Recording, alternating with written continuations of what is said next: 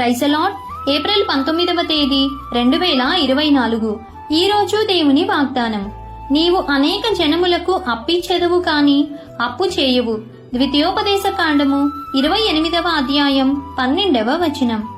అప్పులు చేసే మనం మన జీవితంలో ఆర్థిక పరిస్థితులను సరిగా అంచనా వేసుకోలేక, లేదంటే సరి అయిన సమయంలో సరి అయిన నిర్ణయాలు తీసుకోక, లేదంటే ఎవరి చేతిలోనైనా మోసపోయి అప్పు చేసిన వారమే. దేవుని చేత ఆశీర్వదింపబడిన వాడవైతే నీ ధనము చేత లోబివి కాక, ధనము వడ్డీకియక, నీ పొరుగువాని యొక్క నిజమైన అవసరాన్ని గుర్తించి సహాయము చేసెదవు.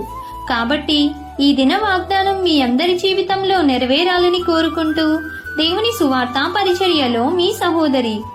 ఆమెన్. God bless.